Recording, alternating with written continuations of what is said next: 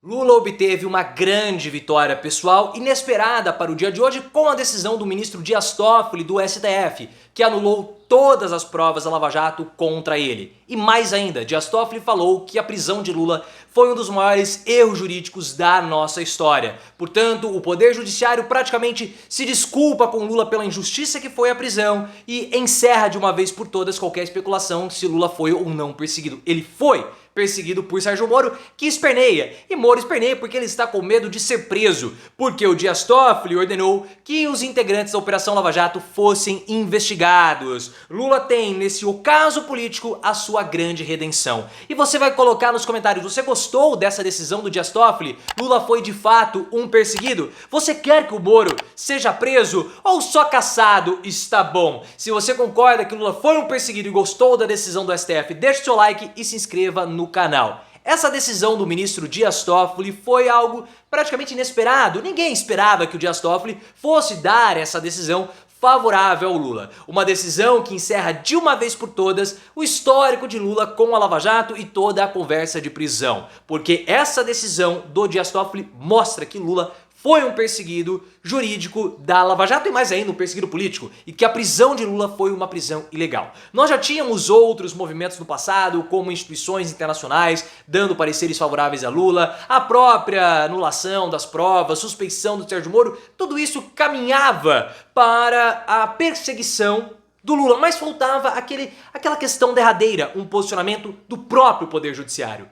E o Dias Toffoli, ministro do STF, ele, nessa atuação como porta-voz do judiciário, pede uma redenção a Lula, pede desculpas a Lula, anulando todas as provas da Lava Jato obtidas pela Odebrecht, provas ilegais que foram obtidas com métodos heterodoxos, ou seja, métodos ilegais. E além de anular as provas, o Dias Toffoli falou que a prisão de Lula foi um dos maiores erros jurídicos da nossa história, ou seja, uma das maiores injustiças que nós já tivemos. Essa é a maior reparação que Lula poderia ter nesse encerramento da trajetória política. Qualquer pessoa agora que questionar a prisão de Lula, o próprio STF disse que foi uma prisão injusta e houve perseguição.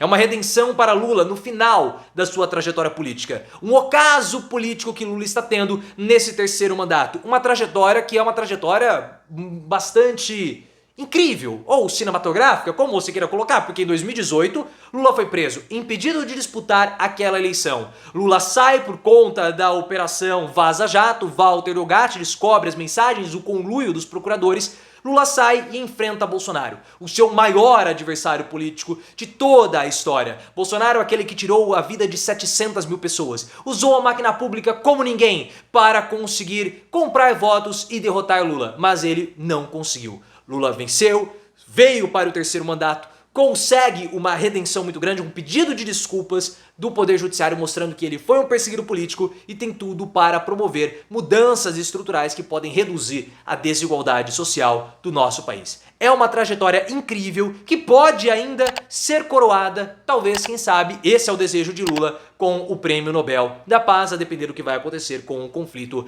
lá na Europa. Seria a maior trajetória política do nosso país, ou talvez a maior trajetória de um brasileiro. Em termos políticos, não sabe, pode ser ali Lula com Getúlio, a trajetória de Getúlio já acabou, a de Lula ainda continua e tem muito ainda para acontecer. Você pode colocar nos comentários se Lula é ou não maior do que Getúlio, quero muito saber a sua percepção. Essa posição do Dias Toffoli também justifica toda a cautela que precisa ser feita com o Bolsonaro. Nós estamos vendo várias notícias saindo a respeito de prisão de Bolsonaro, é Walter Delgatti, é joias, é escândalo pra lá, escândalo pra cá. E há uma ansiedade na população com relação à prisão. Quando vai acontecer? Esse caso do Lula e do Dias Toffoli mostra toda a cautela que precisa ser necessária para evitar assodamentos, porque o STF tinha um receio de que a prisão de Bolsonaro pudesse transformá-lo num verdadeiro mártir. Mas nós sempre falamos que são casos diferentes, o caso de Lula e o caso de Bolsonaro. Agora nós temos a confirmação do judiciário da injustiça que foi feita com Lula. As provas foram ilegais, houve conluio, a Lava Jato virou um instrumento político e Bolsonaro não. As provas estão aí, a prisão do Bolsonaro ela está sendo feita com muita cautela e cada vez mais a prisão fica naturalizada. Nós já temos etapas sendo cumpridas para essa prisão. Primeira etapa foi a cassação de Bolsonaro, depois o cerco com os aliados do ex-presidente. Só falta alguém delatar o Bolsonaro, colaborar e apontar o dedo para ele. Pode ser Cid, pode ser Delgado, pode ser o Vassef, pode ser qualquer pessoa, para que qualquer narrativa de perseguição a Bolsonaro possa vir por terra. Olha só a diferença. Com o passar do tempo, a narrativa que Lula foi um perseguido foi se consolidando e a de Bolsonaro foi se enfraquecendo. Inclusive, é esperado que um movimento mais contundente à direção da prisão do Bolsonaro seja feito com a saída de Augusto Aras da PGR, porque existe uma cautela muito grande do judiciário para evitar dissidências. A PGR defende Bolsonaro, mesmo ele fora do mandato. Então, um pedido de prisão do STF, mesmo a prisão preventiva, negado pela PGR, vai abrir dissidência. Bolsonaro pode falar, olha, há um entendimento diferente, o STF está querendo perseguir, Alexandre de Moraes está perseguindo minha família, toda aquela história, e nós queremos evitar isso. Nós queremos que Bolsonaro pague pelo aquilo que ele cometeu. Nós gostaríamos que Bolsonaro fosse punido pelas 700 mil pessoas que ele tirou a vida. Mas, se for por joias, que sejam pelas joias. Além disso, vamos voltar aqui para o caso do Lula, porque isso é muito interessante, que afeta Sérgio Moro. O Dias Toffoli fez críticas pesadíssimas a Operação Lava Jato. Ele disse que a Operação Lava Jato praticamente virou um instrumento político que realizou ataques institucionais, inclusive ao próprio STF. Virou um instrumento de poder que os próprios integrantes da Lava Jato usavam para atingir os seus próprios objetivos, as suas próprias ambições. Algo que nós já sabíamos, mas agora fica escancarado. Isso é muito claro o que aconteceu. E a decisão do Poder Judiciário, nas mãos do Dias Toffoli, sacramenta a Lava Jato como sendo uma operação corrupta. A classe média, claro, vai espernear, mas você não combate corrupção promovendo mais corrupção. A Lava Jato, ela se corrompeu, como nós falamos e o próprio Dias Toffoli agora confirma.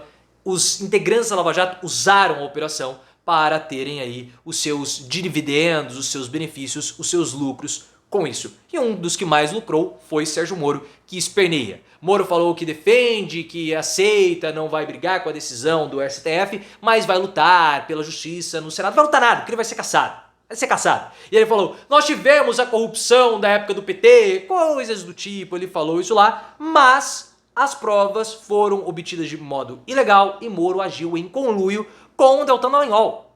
Moro agiu em conluio com o Deltan Dallagnol, isso é provado. Agora o Dias Toffoli falou.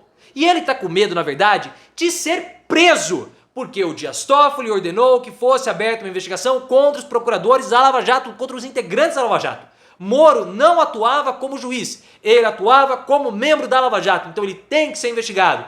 Eu sei que é complicado, é difícil Moro ser preso, seria assim o máximo do máximo que poderia acontecer, mas ele vai ser investigado. Moro está com medo, porque nós obtivemos informações da Operação Spoofing, reportagem do Jamil Chad, do UOL, que o Sérgio Moro atuava como integrante da Lava Jato, porque ele negociou a extradição de um empresário da Lava Jato, Orlando Martello. Ele negociava, ele falava, não, então vamos fazer isso, vamos adotar esse procedimento, vamos fazer esse tipo de jogada para podermos retardar ou acelerar o processo de extradição em troca de outros benefícios. Então ele atuava e ele não poderia fazer isso. Qual que era a participação do Sérgio Moro? Nenhuma na Lava Jato. Ele só tinha que julgar, ele era o juiz. Ele não tinha que fazer acordo de extradição, ele não tinha que fazer acordo nenhum no âmbito dos investigados da Lava Jato. Ele tinha que julgar. Mas o Moro, ele se lambuzou com o poder. Isso também mostra que ele está cassado. Se Sérgio Moro tinha qualquer tipo de esperança de manter o mandato, não vai manter. A ação do PL e do PT contra ele por abuso de poder econômico, como ele cometeu o abuso, porque ele se lançou como candidato à presidência da República e depois foi ao Senado. A campanha do presidencial é muito mais cara. E ele passou meses no Podemos com a campanha presidencial. Quando ele vai disputar o Senado no Paraná, você tem aí já uma campanha muito consolidada que percorreu o Brasil todo e gastou muito dinheiro. Um dinheiro acima do limite permitido para campanhas para senador. Então ele extrapolou o limite, teve abuso de poder e ele vai ser cassado e não vai haver nenhum tipo de solidariedade dos ministros do STF, porque nós vimos todas as irregularidades da Lava Jato confirmadas por Dias Toffoli. Moro é um ex-senador em atividade. Vai ser cassado e, quiçá, até preso.